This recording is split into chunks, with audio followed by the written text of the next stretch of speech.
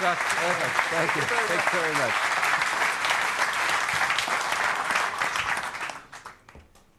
Ah, enough water. I know.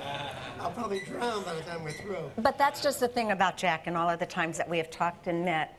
Water is your thing. Water's my thing. It keeps the mind and the body Until about fresh. 6 o'clock.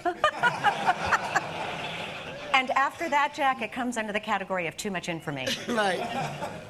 It is always good to see you. Thank you. Your latest book, you talk about 4 principles that you consider fundamental to winning in business. And I'd like for you to elaborate just for a few minutes before we get into the Q&A. This audience has a lot of questions, and we will be turning and taking your questions. Just make sure, wave, do something.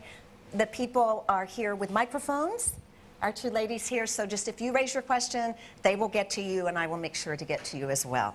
But first of all, just generally, elaborating on your theory and the premise of this book, winning.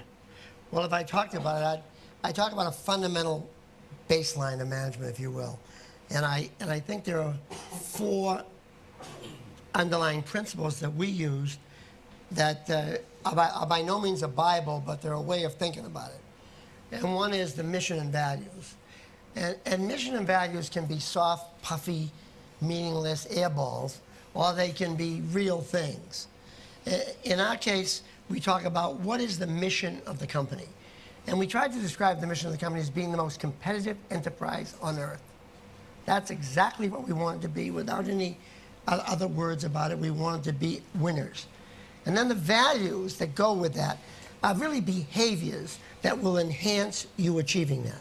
And values aren't things like excellence, integrity. Those are things that you take for granted. You better have integrity, or you better not show up. That's a ticket to get into place. But as far as having it as a value, no. Values are things like candor. When I came to GE, it was a good company, but it was filled with what I call superficial congeniality. Everyone BSing each other, smiling, nodding, and then stabbing others in the back, okay? It was superficial congeniality, and we absolutely wanted to drive candor into the business. Face-to-face appraisals, tell it like it is, no businessese, very few charts in meetings, conversation, not PowerPoint stacks this high, real conversation to get at the stuff. Another value might be boundaryless thinking. That means open to ideas from everywhere. Too many businesses, NIH, if it's not invented here, we don't want to talk about it. So we would ridicule that behavior, and we would take people out for that behavior.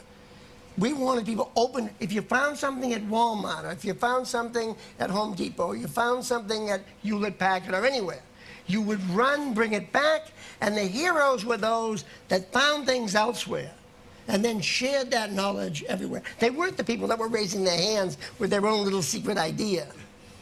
They were the people that found ideas everywhere. That was a value.